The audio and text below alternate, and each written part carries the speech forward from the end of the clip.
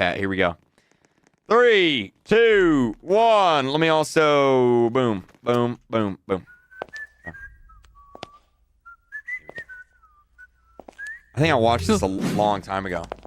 His mom. Oh, yeah, that's right. His mom did pass away. I'm sorry. Oh, man, I totally forgot. I feel terrible now. Oh, my God. I totally forgot about that. Oh, man. Oh, man. Now I feel terrible. Oh, my God. Wow. Jeez. Oh, my God. Man.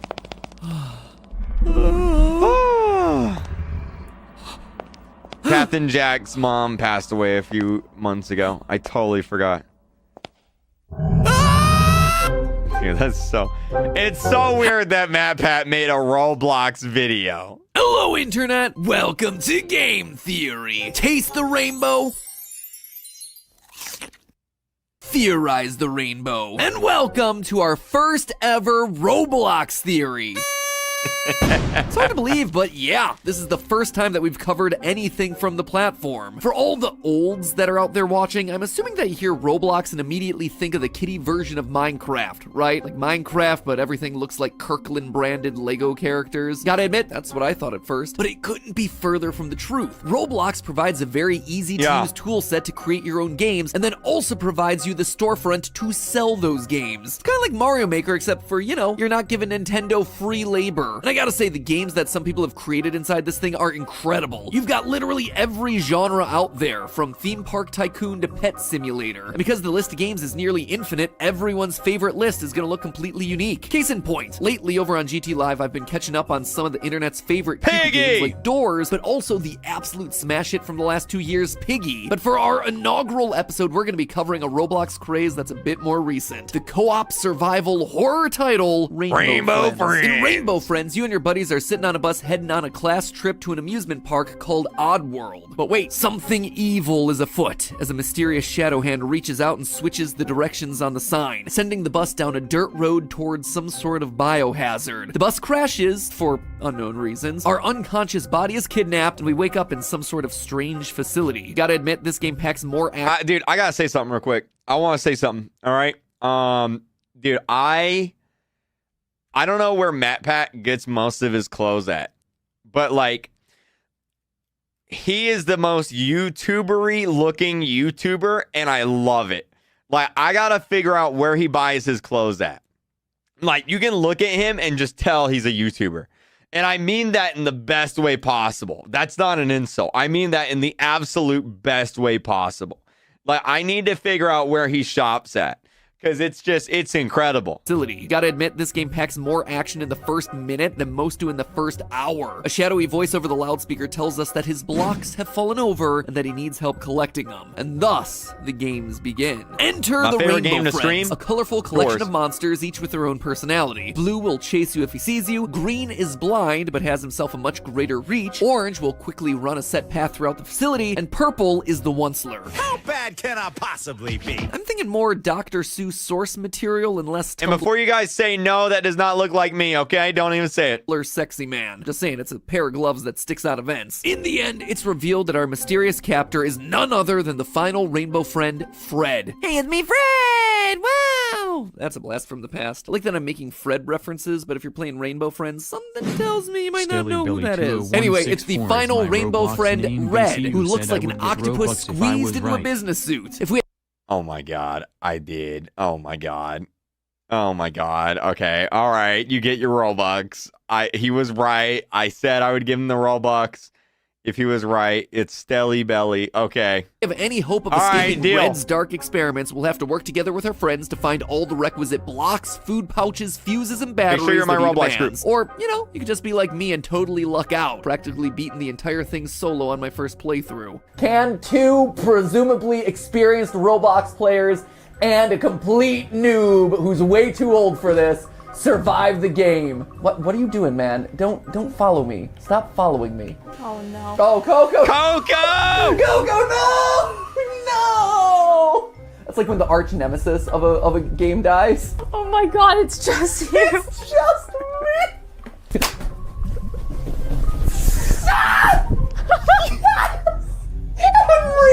Unreal! I tried to be calm. Oh, it's not coal. At the end of 5 nights, Dude, he wakes up and he has like 5 coffees. He's got like 5 coffees in him. Like 100%. No way. No way. why does that number seem familiar? The whole thing wraps up with a giant blue monster chasing you through the vents. Why does that also sound familiar? But while this game at first glance might seem like just a co-op survival collectathon, it is so much more. There's mysterious rooms and pictures that we find throughout the map that all point us towards a much bigger story. The story of a franchise that's trying desperately to cling to its popularity. No, not FNAF, I'm talking about the lore of Rainbow Friends. So snuggle up with your nearest cardboard box, theorists, because today we're finding the lore hidden inside these factory walls. But before we explore the lore of this mysterious old facility, let me first recommend that you check out a different sort of lore. The YouTube series Home Lore, which you can binge right now over on the Rocket Learn YouTube channel. Our sponsor for today's episode. Is this a sponsor? Lore is exactly what it sounds like on the tin. The lore of various historical. Right from the get-go, this game is hinting at tons of We watched it last time, so I skip it this time. background lore. Obviously, there's the Y'all better watch my sponsors. Don't skip them. cutscene. We're in a school bus and we get sent down the spooky path. Look, it's not Shakespeare, but it'll do. When you wake up, you find yourself immediately greeted by a giant cutout of the company's blue mascot, along with a sign that reads River Ride Through Hemlock Woods. Based on the log flume boats that are floating in the water and the floor markers telling you where to stand while you wait for the next boat, this isn't just any random facility, it's an amusement park. Though, not a very well You know what the developers amusement of Rainbow Friends should do? They should take all the money they made from the game and make an actual Rainbow Friends amusement park and have actual Rainbow Friends. And if they catch you, like, you actually die. Like, that would be like, that would be scary. That'd be the greatest amusement park ever. park, considering that there are 5 spaces marked out here, but only 2 rows per log. Can we sponsor Kreekcraft merch someday? If you're looking for Kreekcraft merch, I wonder if I can show you guys. We've been working on some cool stuff. I wonder if I can show a little bit of a leak. Okay, here, hold on. I'm gonna show you a leak of Kreekcraft merch. Okay, and let me. I'll show you guys a leak. I'll show you a leak. What do we got? Here we go. This will be a leak. Okay, this is your leak of Kreekcraft merch. You'll have to take a screenshot and zoom in because that's all you're getting. You'll have to figure it out. This is a little homework puzzle for you. You can zoom in and figure it out. That's all you're getting for right now. Have fun. Okay. Those numbers are not adding up. I did the math myself. The fact that it's a small amusement park also explains why we're running through everything from a forest and a farm to a castle and a mine within a matter of a few rooms. Going deeper into the facility, we see that this place also acts as a museum. Turns out these Rainbow Friends aren't just mascots for a small kids amusement park, they're actually television stars. One of the podiums shows us sketchbooks used to draw the characters for a cartoon known as Rainbow Funtime Friends, with the podium next to it holding the original voice recorder that was used to bring it to life. In one of the hallways, there's also a picture of Blue standing next to a child that's not titled an anime Blue's girl, guys. Best Friend 1991. But apparently Blue wouldn't be making friends for all that long. In March of that very same year, the facility apparently shut down. We know this based on a handful of computer screens that were left on in another room. They show that the last login date from user O. Davis happened on March 6th, 1991. Oswald Davis. That O. Davis is most likely Oswald D. Davis, founder of Rainbow Friends, whose portrait that we see in another hallway. The fact that there's such a short period between the amusement park opening and the last login date tells us that things went downhill pretty quickly. My guess is that the friends were never just people in suits. They were actual jumbo-sized monsters thought to be friendly, but maybe not. They're animalistic, mindless, hungry, which results in us being their next meal. And if you take a look down the hall from the tape recorder and sketchbook, we see the writing on the wall. Next to a Doctor Who looking machine, we see the words, "This is where they were actually made." Given the machine is the size of a human, I think we've all seen enough indie horror games to know where this one's going. These Rainbow Friends are real living creatures made from real living I really people. hope that like one of them is just some kid named Kevin. You know, like we get in chapter 2 and it's like we revert them back to their human form and it's just some kid standing there and he's like, Hey, I'm Kevin. How you doing? I used to be a rainbow friend, but now I'm not. Hi, I'm Kevin. You know, and I'd love it. On night 3, we even see Red trying to bring something to life. After collecting all 14 fuses, we see electricity fill a small box that contains parts. Parts that, if you look closely, resemble the parts of a Roblox player. Red was the one using this Dude, machine he said to bring that so dramatically. The parts of a Roblox player. Bro, he said it like someone actually died. the rainbow friends to life, and I suspect I know who Red actually is. By the way, speaking of red, did you know that it's one of my favorite colors? It's true. I like red jackets, red logos, and of course, big red buttons. I like them so much, in fact, that I left one under this video specifically for you. Can't miss it. It has the word subscribe written on it. You know, come to think of it, the only color I like more than red, gray, because when you click that big red subscribe button, it turns gray. Don't imagine we'll be seeing a I'm pretty sure the subscribe button's not red anymore. I'm pretty sure YouTube changed it. rainbow friend anytime soon, so why don't you click that subscribe button and show a little love to the underappreciated color, gray. Please love me. Click the button. I'm so lonely. While you're down there, let me know what your favorite weird color is. Could it be Urple, Flan, Goose Turd Green, which is in fact a real color? Its hex code is actually 4EA809. Sorry, well, how did I get on all this again? Oh yeah, we were talking about Red's secret identity. Red is very different to the other rainbow friends that we've met thus far. He's not just another mindless creature hungrily roaming the halls. He's the mastermind behind Goose the game. Turd Green. He is the literal squid of these Squid Games, with his big old bug eyes popping out the top of his head. And you see, it's his weird design that I think gives us the biggest clue as to what his true identity is. The head, of course, reveals him to be the red rainbow friend, but it's the rest of the outfit that I'm interested in. He's wearing a lab coat, which, you know, makes sense. He's the one running the facility, but underneath that, he's wearing a gray suit. Say what you will about his ethics, this man's got style. And it's that style that gives away his identity. Based on the pictures that we see hanging on the walls throughout the facility, we know that the story involves two key human characters. The first is Oswald D. Davis, the founder that I previously mentioned. The second is someone that we haven't talked about yet, Trenton. No job title, no last name, just Trenton. He's a Now, nerd. if you Look at compare him. both these characters to our buddy Red, you're gonna see that there are practically zero similarities. Oswald and Trenton are human. Red looks like he's a stress He looks toy like that's being me. permanently squeezed to death. No match. Oswald wears a flannel shirt. Trenton wears a leather jacket and low-cut t-shirt. Red is in that business suit with a lab coat. Again, no match. Neither of these guys really fit the bill then, right? Well, not quite. You see, one of them is hiding a secret. There's a glass terrarium in between the two portraits, and while there's nothing really of any note inside, if you look at Trenton's portrait through that glass, it reveals something new. A man in a gray suit with a black tie and I totally forgot this was a thing. Oh my god, dude.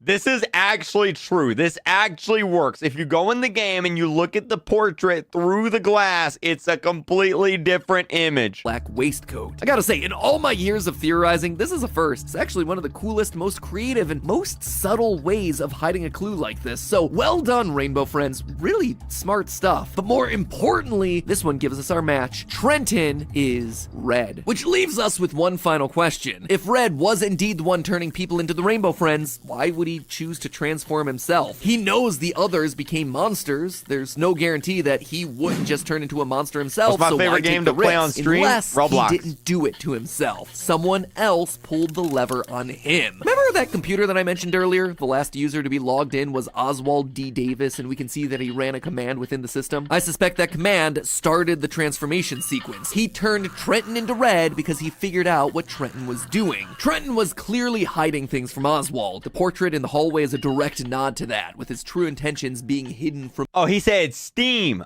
Oh, my favorite game to play on Steam. Oh, I thought he said stream. Here. This is my Steam games. Wait, hold on. Wait, hold on. Yeah, this is my Steam games. Here. There you go. Have fun. That's my Steam games. There you go.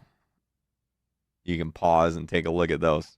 from view. I don't think Oswald was aware of the experiments to begin with. He saw the results with these real-life rainbow friends, and he thought that they were really wonderful, adding them to the new amusement park that he built on the success of the TV series. However, at some point he found out what Trenton was really doing. It was then that he trapped Trenton inside the machine and activated the program, turning him into a monster just like the rest of him. Oswald then manages to escape and shut the facility down, going on to create a real successful theme park named after him, Oddworld, the theme park that we're meant to be going to at the start of the game. I mean, just look at the name. This is chapter 2.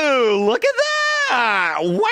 Wow. Oswald D. Davis, ODD. This is his part. ODD. But despite Oswald's I should escape, not have said Trenton that. wasn't Oh done. my Let me draw your God. attention to some more ODD, writing on not the wall. the This thing. time, Okay. written in red, we see a message that says, "You only slowed me down." The fact that it's written in red implies that it's Red's writing on the wall, and given what we've already just talked about, I have a feeling he's actually referencing his transformation. While Oswald shut the place down and turned Trenton into a monster, he wasn't finished with his experiments. Oswald just managed to slow down Trenton, but it didn't stop him, which is why he then traps us inside the facility. His work must go on. And that, my friends, is the story of Rainbow Friends Chapter 1. We may have escaped the facility, but Red is still around, and I imagine he still wants revenge on the man who betrayed him. I suspect in Chapter 2, we're gonna end up in the middle of an age-old rivalry between two former business partners. One who just wanted to make a theme park for kids, and the other who wanted to take things to the next level by any means necessary. If I were to predict, I suspect next time we're gonna be at Oddworld, considering it's